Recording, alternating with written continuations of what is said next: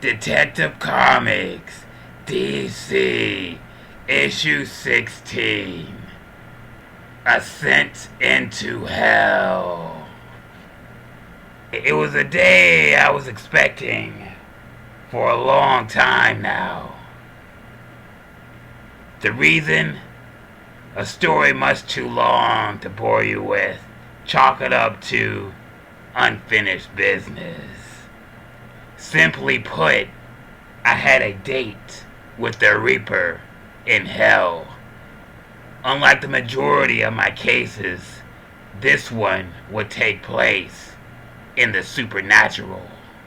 A realm I'm very comfortable with, for you see, I was born half man, half demon. It began with a journey through the earth,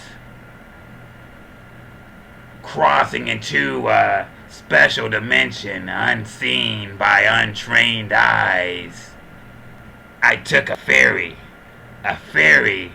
lifting me skywards into a dimension called hell.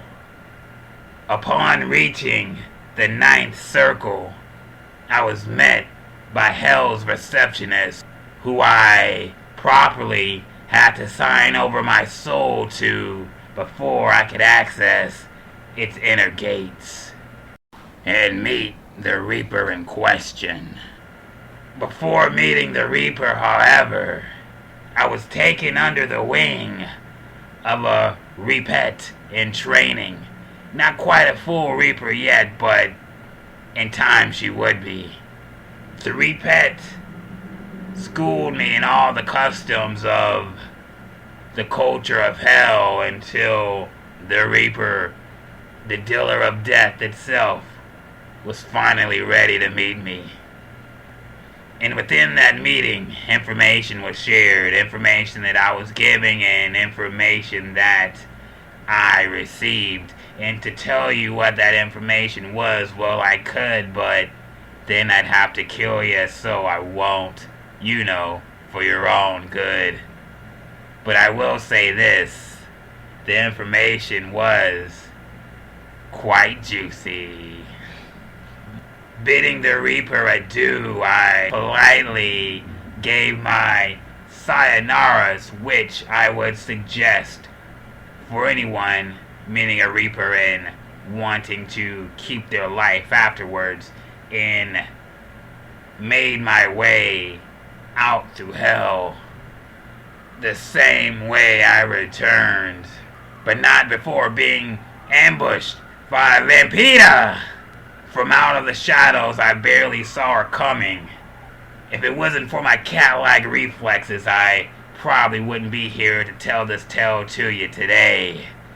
Quickly spinning to the left, I caught her wrist before she could sink her icy cold fangs into my backside. We wrestled and tussled for a moment until her overwhelming Vampira strength finally overwhelmed me. I fought back as hard as I could, but eventually her fangs seeped into me.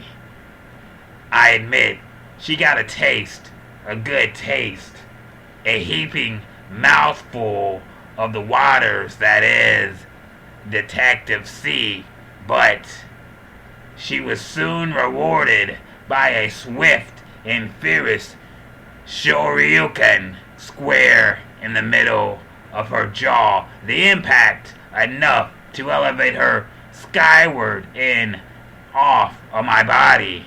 Quickly, I gathered myself to the best that I could and jumped off the ninth ring of hell, landing back into earth above.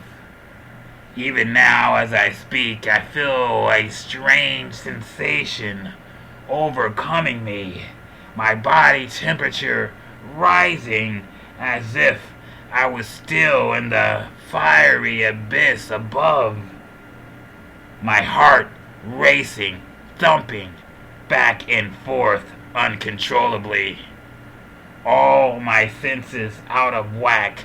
Did this vampire infect me with some type of disease? Am I changing, turning, transforming into the very bloodsucker that preyed upon me? I've heard tales of this type of situation before. Men greater than me bitten by these vampiric beasts, only to meet an uncertain fate sooner or later down the road. Would I survive the night with whatever it was that was coursing through my veins?